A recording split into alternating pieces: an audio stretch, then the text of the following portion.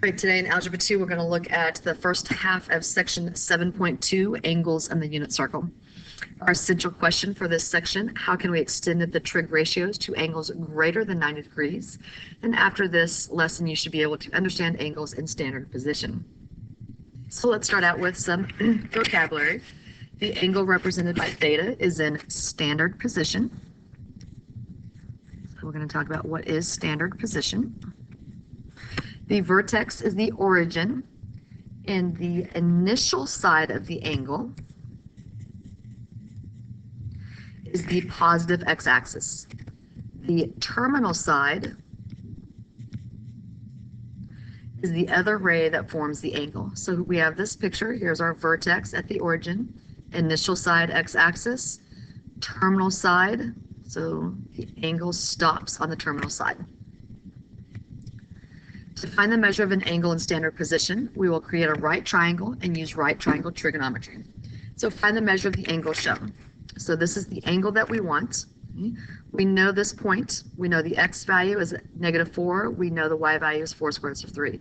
If we drop this down, create this right triangle. So now again, I know that this is 4. I know that this is 4 square roots of 3. I know that 4 and 4 square roots of 3 fit the 30, 60, 90 triangle. So I know that 4 and 4 square roots of 3 fit my 30, 60, 90 triangle rules from geometry, but we've also reviewed those rules yesterday. Right? So in my triangle here, I'm going to call this top angle alpha, this angle beta down here.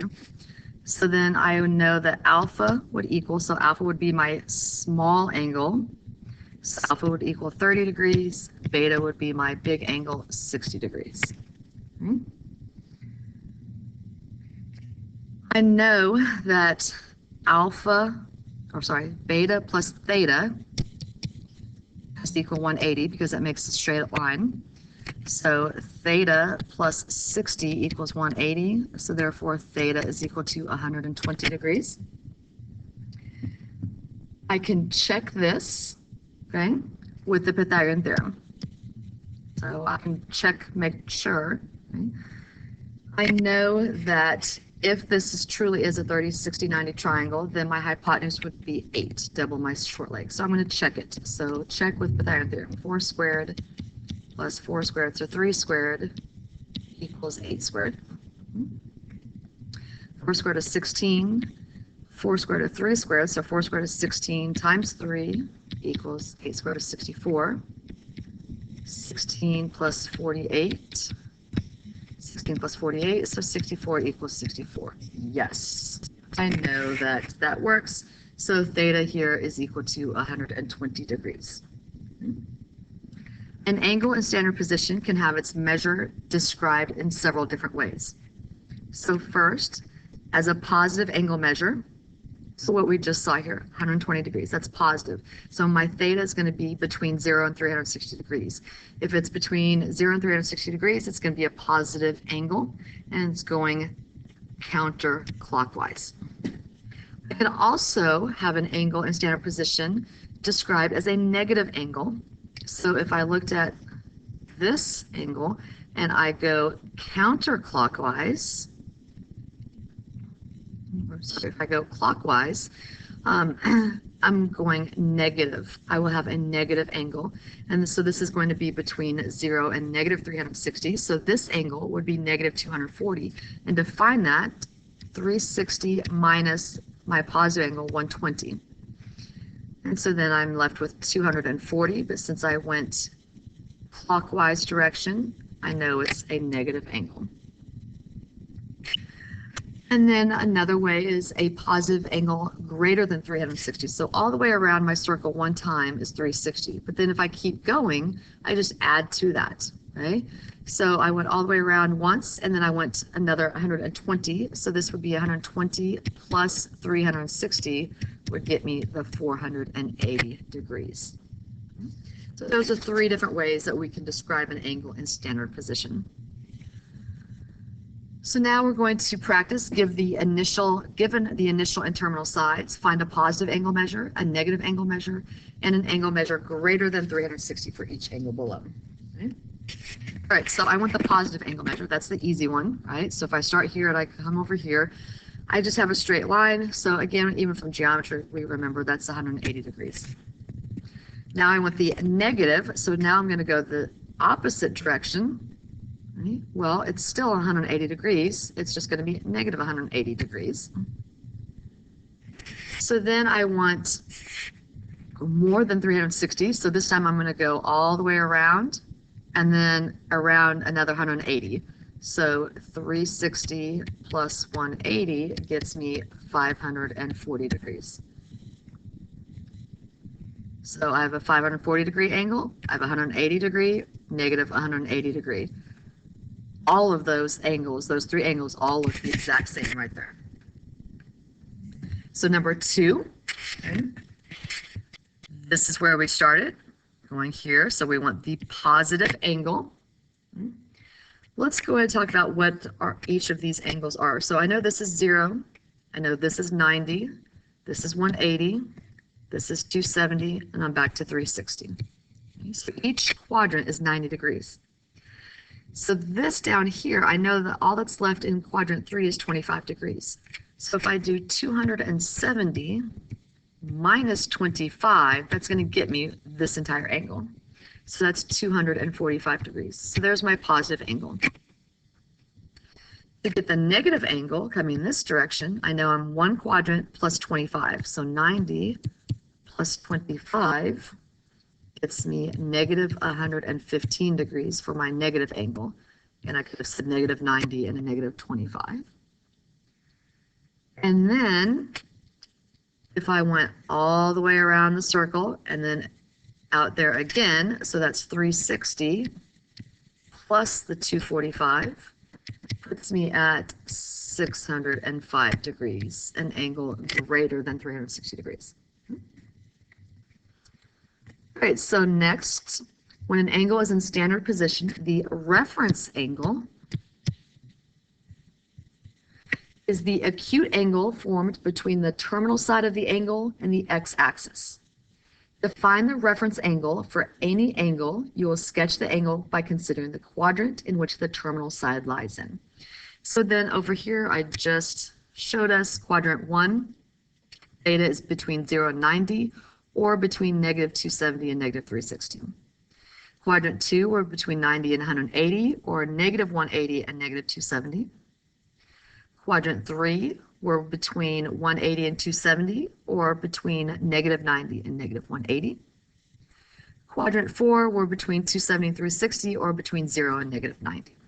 So number 1, find the reference angle for a 130 degree angle in standard position. 130 degree angle, that means I am in quadrant 2. So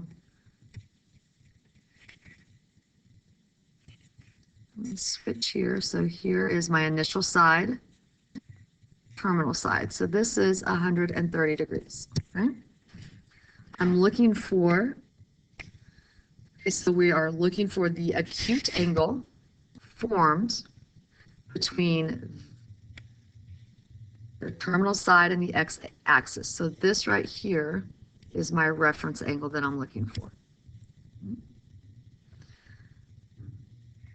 In order to find that, again, I'm in quadrant 2. I know quadrant 2 ends at 180 degrees. So my reference angle here is 180 minus the angle itself, 130. So my reference angle would be 50 degrees on this problem. So number 2, find the reference angle for a 210 degree angle. So I need to find out the terminal side is in what quadrant. So 210, that puts us down to quadrant 3. So again, I'm going to draw my quadrants. I look at my angle 210, here's my initial side. So 210, somewhere right here, this is 210 degrees. My reference angle between my terminal side and my x-axis, so this is my reference angle here, So again, I'm going back up to 180. So my angle, 210 minus 180 this time, puts me at a 30-degree reference angle.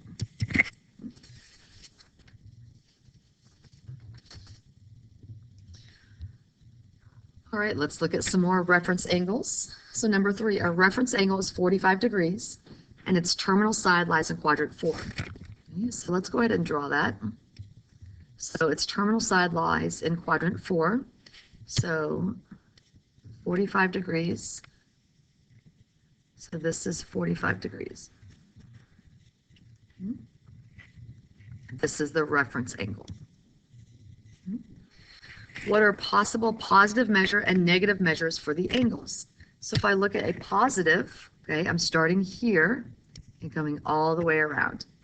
So my positive angle measure, again, I know 360 all the way around, I'm in quadrant 4, so 360 minus that 45 gets me 315 degrees. And negative is just where I'm starting here and going this direction. I already know that's 45 degrees. So my negative would just be negative 45 degrees. Number 4, give a possible positive angle measure and negative angle measure for an angle with a reference angle of 10, whose terminal side lies in quadrant 3. So here's my quadrant 3, 10 degrees. There's my terminal side. So this is the reference angle of 10 that we're looking at. So my angle, positive angle, is going this way. Again, I know that this is 180, but then I will just went 10 down. So my positive would be 180 plus 10, which would give me 190 degrees. My negative is going to be going this direction. So my negative is 10 minus 180, which is going to get me negative 170 degrees. So now we're going to talk again about the unit circle. We did an activity the other day in class with this. The unit circle is a circle that has its center at the origin and a radius of 1. And any right triangle formed with the radius as the hypotenuse, the length of the hypotenuse is 1, based on right triangle trig. So again, if I look over here at this picture, this is my angle theta. The sine is the opposite side y over the hypotenuse 1, which is just y. The cosine is the adjacent side x over hypotenuse 1, which is just x.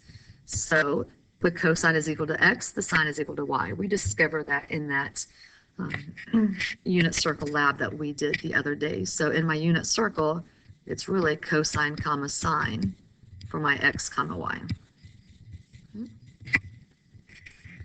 We've talked about reference angles, so now we're going to talk about a reference triangle.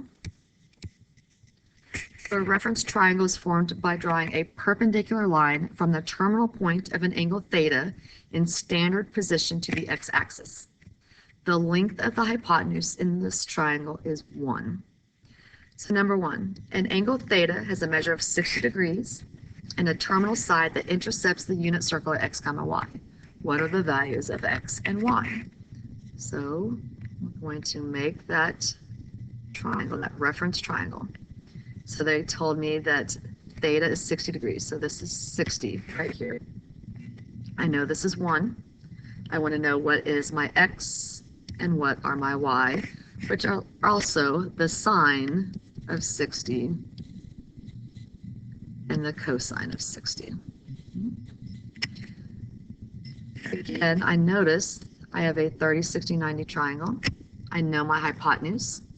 My hypotenuse is double my short leg. So if my hypotenuse is 1, right, I just cut that in half. So my x is 1/2. Now my y value is across from my long leg. So I know that my long leg is my short leg times the square root of 3. So I have 1/2 square roots of 3, which is the same thing as the square root of 3 over 2.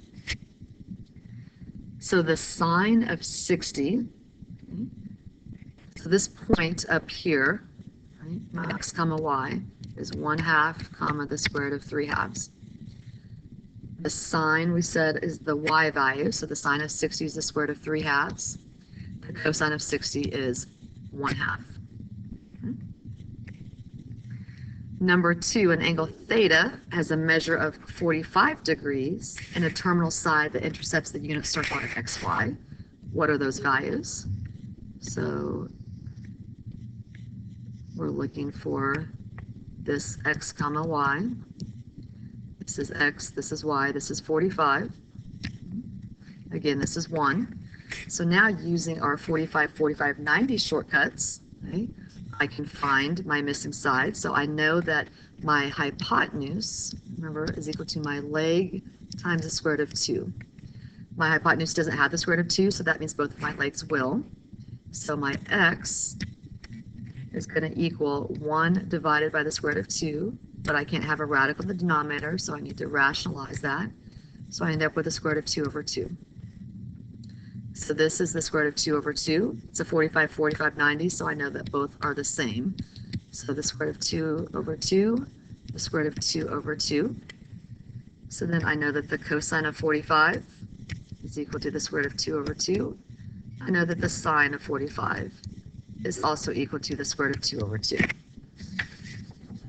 We're going to jump to the very last page, this blank unit circle, and we're going to talk about filling this in and how we fill this.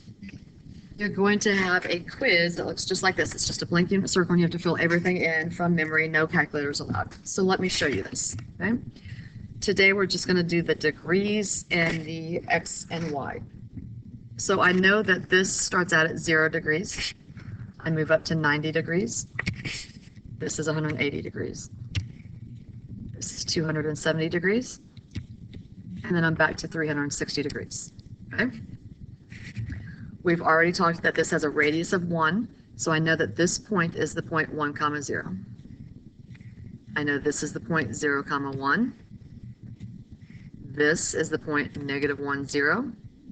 And this is the point 0, -1.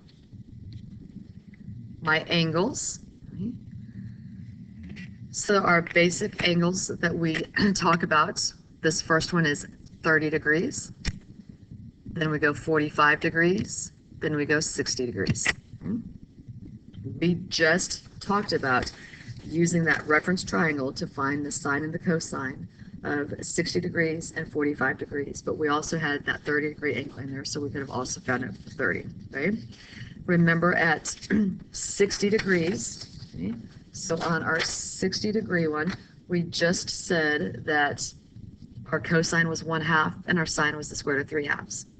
On 45, we said that our cosine was the square root of 2 over 2 and our sine was the square root of 2 over 2. I'm going to show you the little shortcut. If you memorize the very first quadrant, then the pattern, then you have the entire pattern for the whole unit circle. Okay. We start at the 0. We count to 3, right? So 0 here is my y value. So I'm going to go 1, 2, 3. Cut everything in half. I take the square root of all the top numbers. So on top, the square root of 3 over 2. Next, square root of 2 over 2. Here, the square root of 1 is just 1, so I can just leave that as 1/2. So I have 0, 1, 2, 3, square root of all my tops, everything divided by 2. So now I'm going to start at this 0 and counting up. These are my x values. So I'm going to do the same thing. 1, 2, 3, everything cut in half. The square root of all my tops. Okay. Remember, we said that this was cosine comma sine, the cosine of my x values. We said that the cosine of 45 was the square root of 2 over 2. The sine of 45 was the square root of 2 over 2. We said the cosine of 60 was 1/2. The sine of 60 was the square root of 3 over 2. So we've just got that.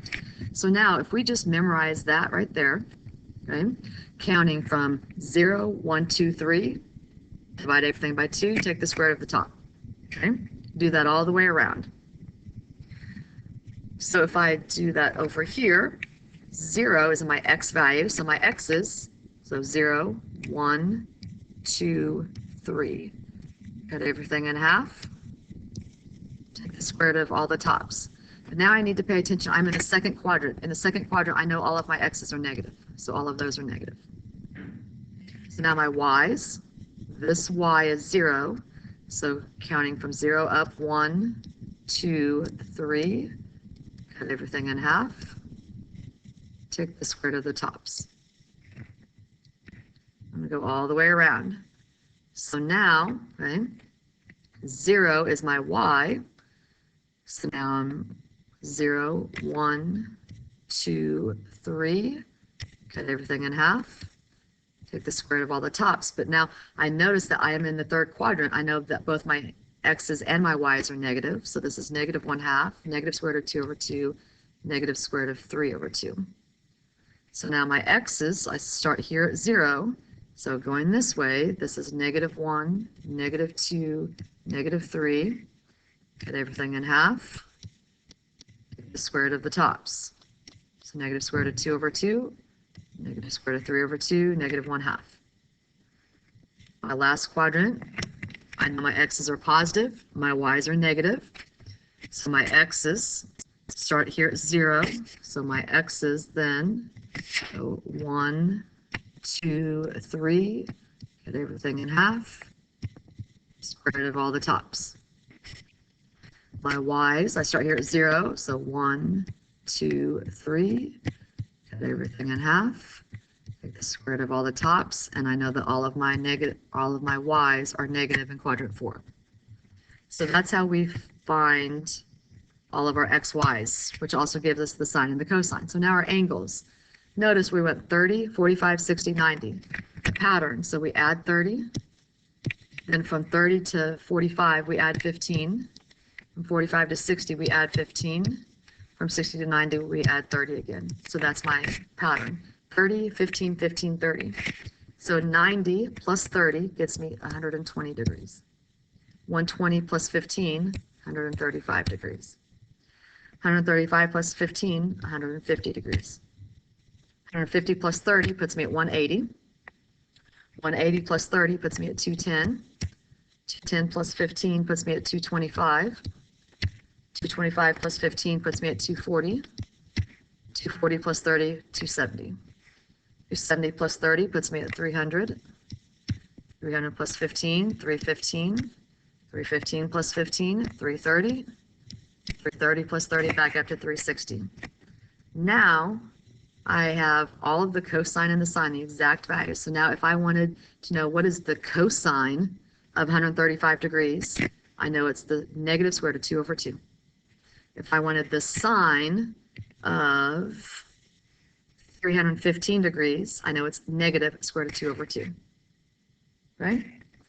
All right, so that's going to do it for day 1 of section 7.2. Tomorrow we're going to look at the radian side of everything.